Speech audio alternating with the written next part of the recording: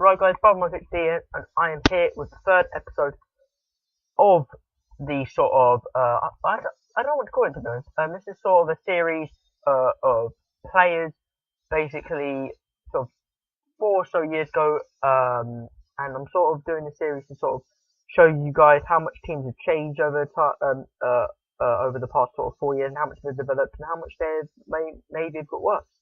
So what you're seeing on the screen here is the Italy squad, and a lot of these players are from FIFA's of the past. Yeah, in fact, all of them are from FIFA's of the past. One is from FIFA 14. And yeah, basically I'm going to show you who's been improving and who hasn't really. So let's begin with Buffon.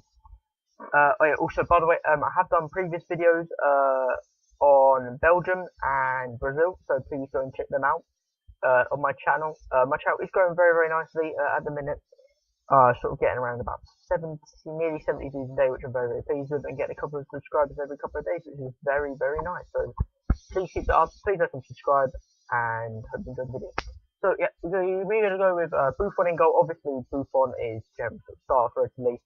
Obviously, I've put sqaud on the bench right there. Very, very, very good choice of goalkeeper. Now, Buffon obviously was an insane goalkeeper back in the day, and he still is now, I believe. And I think he's still got at least 3 years left in him. I don't see him retiring anytime soon. I think he's a very, very nice goalkeeper, and obviously he was there with a 90 rated card. Then we've got Chiellini. Now that looks like a very, very nice card. 80 pace, 90 defending, 90 heading.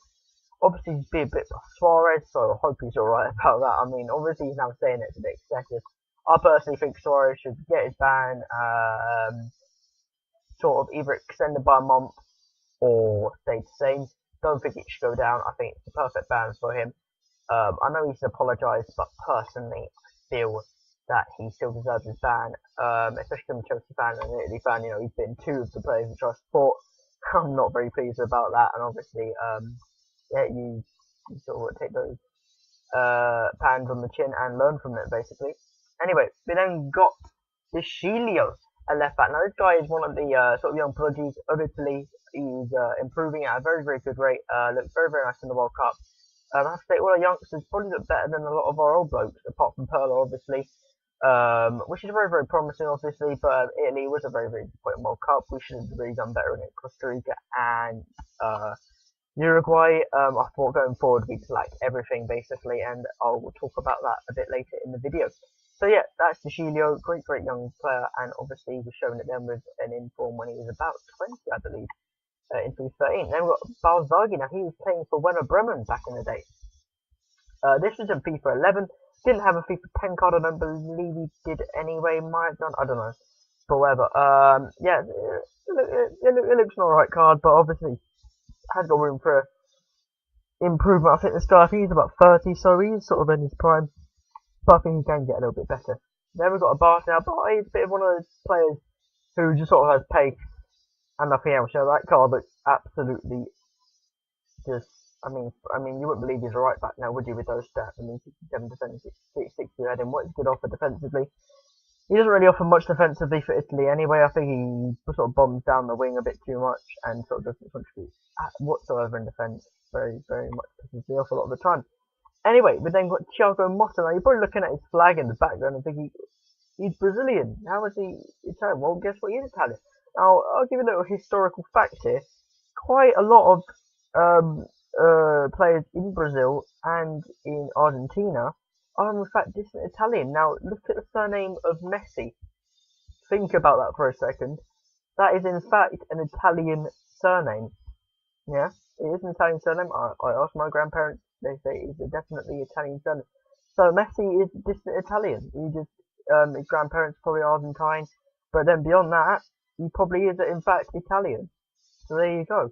A lot of players like Cavani, Lavezzi, these are Italian surnames, and we got to understand is that quite a lot of basically like during the 1960s, my grandmother was in fact very close to becoming a Brazil citizen, because during that time there was a lot of immigration to Brazil, and my grandmother was in fact one of those was about 2 weeks before about to board to Brazil, and then they stopped immigration to Brazil due to excessive numbers. There you go.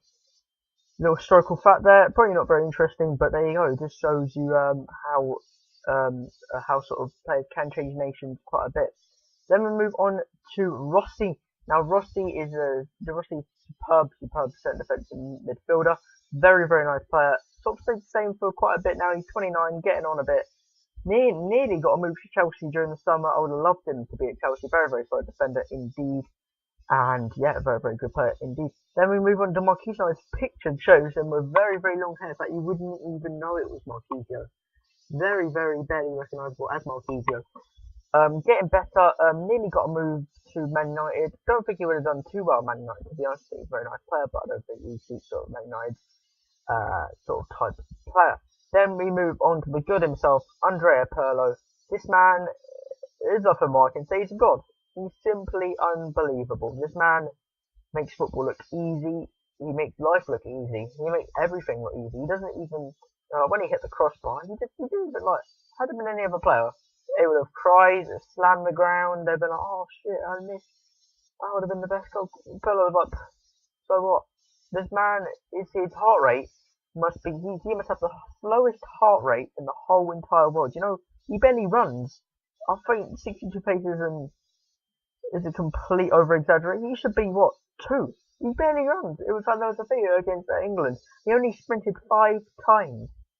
He doesn't have to work because he makes other people work around him. He's the perfect player.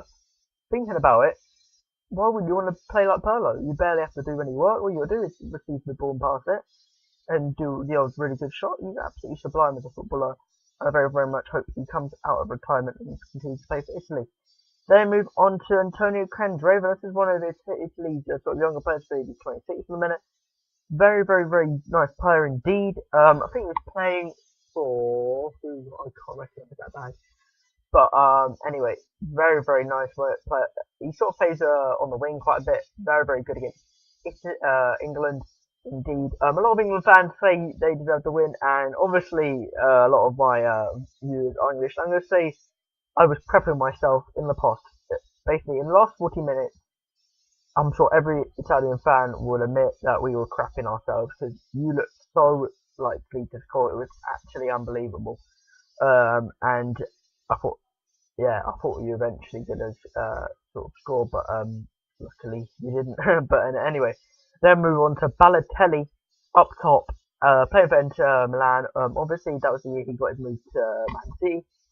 Very good player, but the problem with him is you either get one Balo or the other Balo, and majority of the time it is the crap Balotelli that you get, and he's a very odd player. Personally, I think he should go to Chelsea. I think Mourinho can tame him, make him the player which he needs to be. He needs to be the big guy up top for Italy now. I really hope he can sort of fulfill that role, because I personally don't see Immobile or other De Rossi providing anything like that whatsoever anytime soon. So I think it's Balotelli we'll put our hopes on. Then move on to the sub bench. Obviously we've got Sqaud, no introduction, absolutely superb goalkeeper for PSG. I love the way that a lot of the England press was sort of saying how because Buffon was injured for the first round, that's a disadvantage. Little do you know, you got Sqaud as a second goalkeeper. You know, he's an absolute quality goalkeeper. So it's very unfair that people were saying that. You know, that was disadvantage. Personally, I feel that might have been the reason we went out. I think Sqaud could have saved a lot of those shots. And personally, I think Buffon, that was definitely his last World Cup. We all know that. I think it'd be nearly 40 by the time it's next World Cup. So yeah, I think the future's looking bright for Italy. We just need to hopefully pin up our hopes on this next guy, which is El Shaarawy. El Shaarawy had a very difficult season, got injured quite a bit, and sadly he then sort of fulfilled that really sort of high-profile job at AC Milan, but I think next season will be his one. Then we go Paletta, obviously looking at his nation in the background, and he is Argentine, but like I say, they're a distant Italian who are Argentine. He is one of the Argentinian people who are actually Italian. Deep down, they are Italian. Same with some Uruguayan players. I say Cavani is a distant Italian. He is a distant Italian. He is. A lot of players are. And then we go on to this trio. Now, this trio here of Insigne, Verratti, and Immobile. This trio have a very large difference. All of them came from a little club called Pescara, which is sort of about 100 miles from Rome. Saw it on some Rome sign when I went to Italy, and yeah,